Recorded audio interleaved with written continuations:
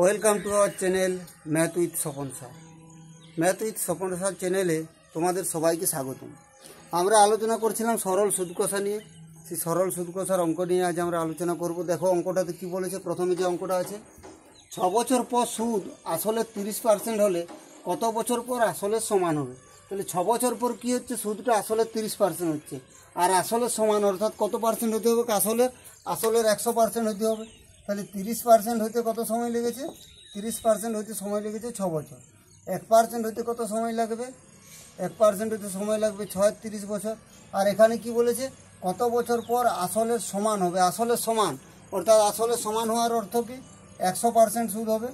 100% হবে ক বছর পর, 36 ইন্টু 100, 6 5 30, 5 20 100। অর্থাৎ সুদটা আসলে সমান হতে গেলে কি হবে, 20 বছর সময় লাগবে। অঙ্কটাতে কি বলেছিল, 6 বছর পর সুদ আসলে 30% হলে কত বছর পর আসলে সমান হবে।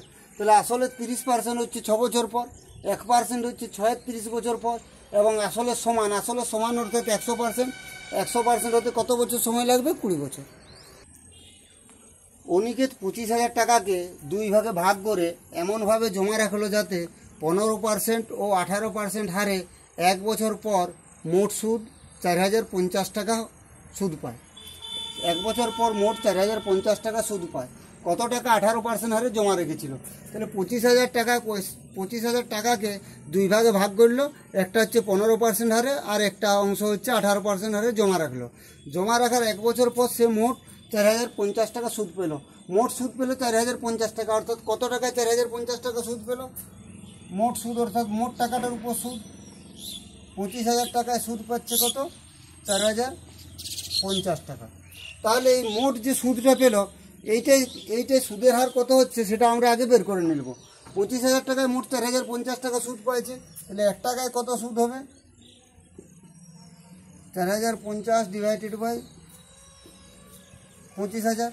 100 টাকায় কত সুদ হবে, 4,050 ডিভাইডেড বাই 25,000 ইন্টু 100।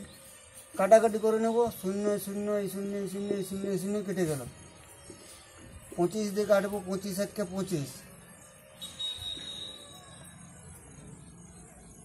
5 দিয়ে কাটি, 5 5 25, 5 8 40, 5 1 5, অর্থাৎ হচ্ছে 81 5। 81 5 অর্থে 5 16 80, 1 10, 5 2 10, 16.2%। তাহলে 25,000 টাকায় যদি 4,050 টাকা সুদ পাওয়া যায়, তাহলে 100 টাকায় অর্থাৎ সুদের হারটা কত হচ্ছে, 16.2%। 25,000 টাকায় সুদ পাচ্ছে 4,050 টাকা, 1 টাকায় কত, 100 টাকায় কত। এরপর অনিকেত 25,000 টাকায় মোট 4,050 টাকা সুদ পেয়েছিল, অর্থাৎ মোট সুদের হারটা হলো 16.2%। 16.2% সুদের হারটা যেটা পেলাম আমরা, কত পেলাম, 16.2% পেলাম। তো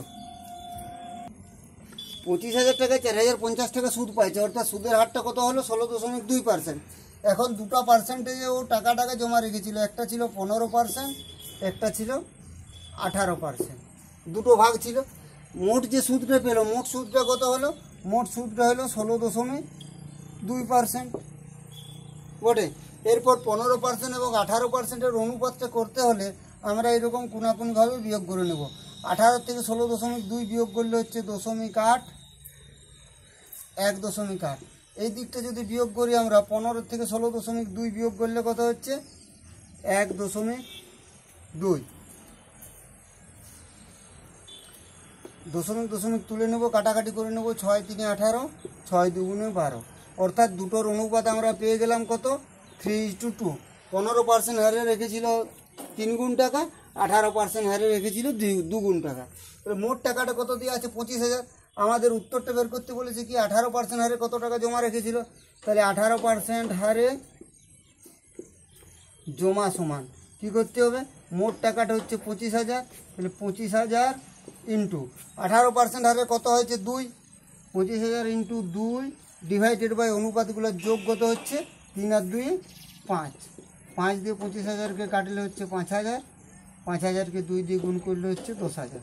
অর্থাৎ 18% হারে 10,000 টাকা জমা রেখেছিল। কীভাবে অঙ্কটা করলাম, 25,000 টাকাকে দুটি ভাগে ভাগ করে আছে 18% এবং 15%। রাখার পর 1 বছর পরে মোট সুদ পেয়েছে 4,050 টাকা। তাহলে 25,000 টাকায় যদি 4,050 টাকা সুদ হয়, 100 টাকায় কত সুদ আমরা বের করে নিলাম, কত পেলাম? 16.2%। এরপর দুটো পার্সেন্টেজ দেওয়া আছে, একটা 15% হারে, একটা 18% হারে। মোট সুদটা যেটা সেটা মাঝে লিখলাম আমরা 16.2টা। তারপর কোনাকুনি বিয়োগ করে 15% হারে এবং 18% হারের অনুপাতটা আমরা কত পেলাম? 3:2। আমাদের বের করতে বলেছে উত্তর কি, কত টাকা 18% হারে জমা রেখেছিল। তাহলে 18% হারে জমা সমান 25,000 ইন্টু 18টা কত বেরিয়েছে? 2 ডিভাইডেড বাই অনুপাতগুলোর যোগ, 3 আর 2 5, কাটাকাটি করে নিলাম 10,000 টাকা। দেখো, নির্দিষ্ট সুদের হারে 8,000 টাকা 3 বছরে 956 টাকা হয়। সুদের হার 4% বাড়লে 3 বছর পর সুদে আসলে কত টাকা হবে? তাহলে অঙ্কটা সহজভাবে করতে গেলে কি করতে হবে? সুদের হারটা 4% বাড়ছে 3 বছরে, তাহলে 800 টাকায় আমরা যদি 4% বাড়ে কত টাকা বাড়তি সুদ পাবো আমরা করে নেব। তাহলে বাড়তি সুদ কত পাবো আমরা?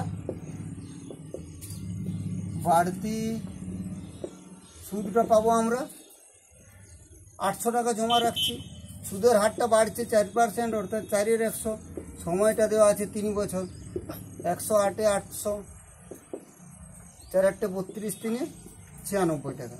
অর্থাৎ সুদের হার 4% যদি বাড়তো তাহলে আমরা 96 টাকা সুদ বেশি পেতাম।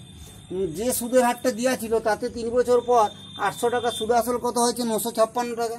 যদি 4% বাড়ে তাহলে 3 বছর পরে সুদে আসলে কত হবে? 4% বাড়লে সুদ আসল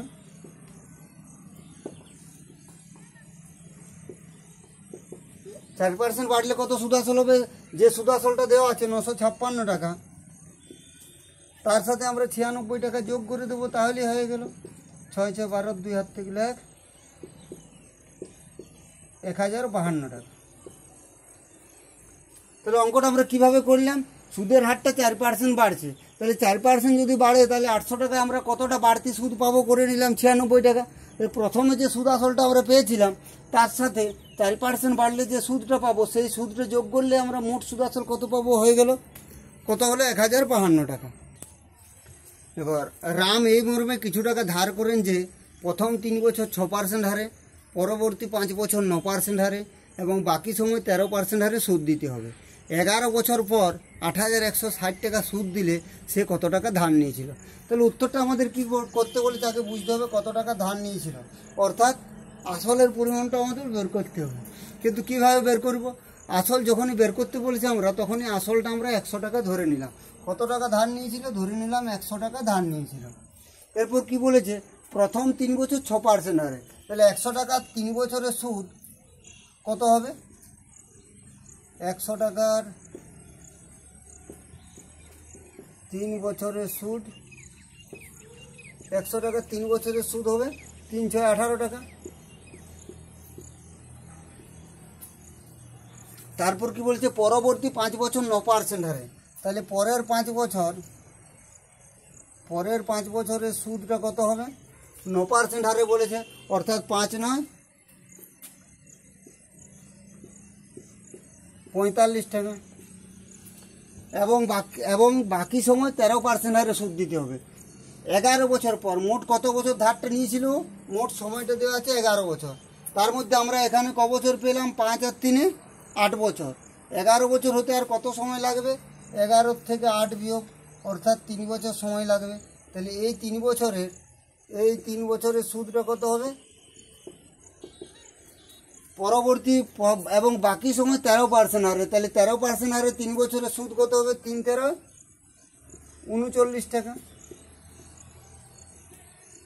মোট সুদ কত পেলাম?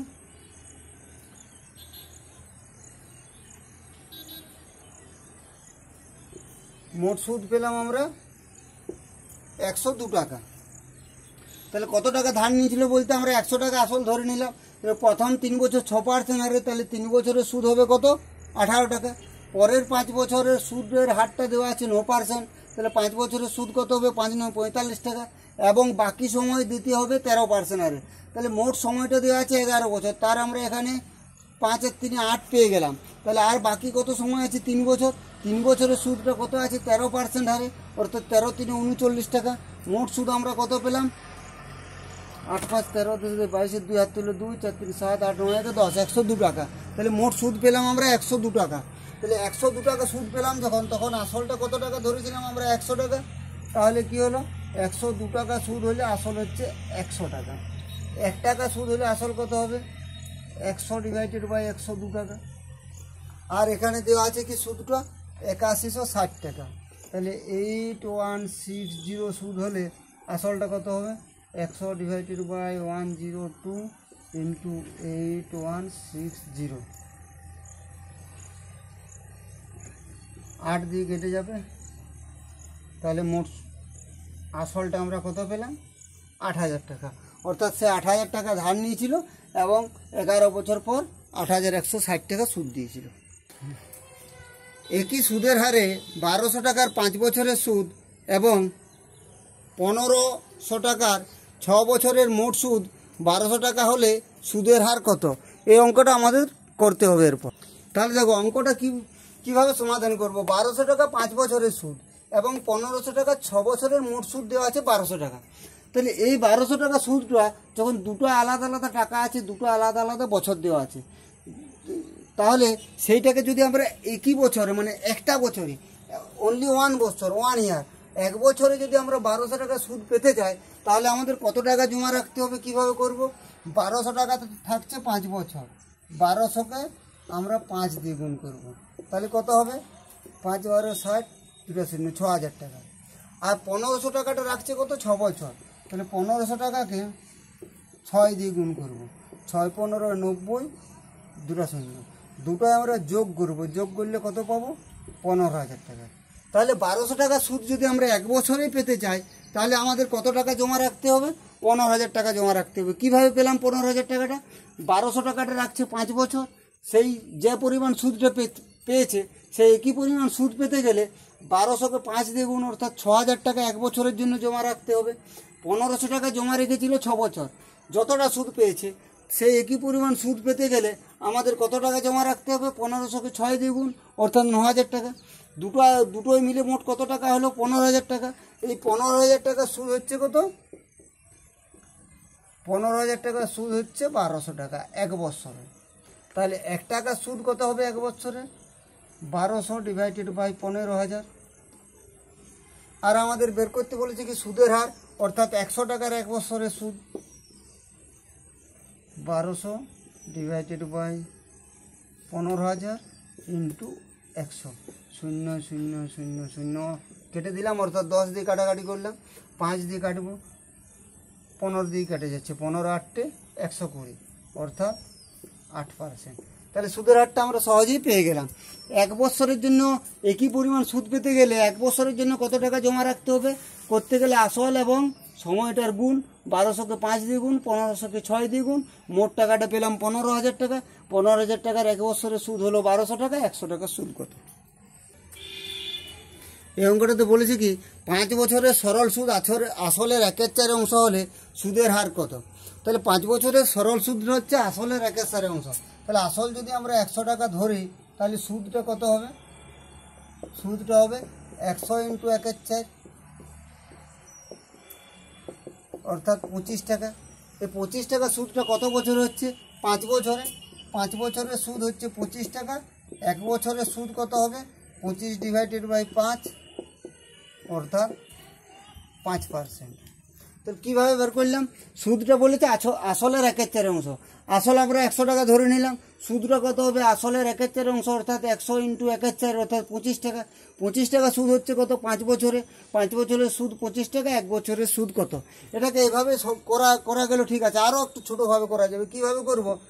100 ইন্টু সুদের হারটা যদি অংশ দেওয়া থাকে, আসলের 1/4 অংশ এরকম যদি দেওয়া থাকে, তাহলে 4টা 1/4টা লিখলাম।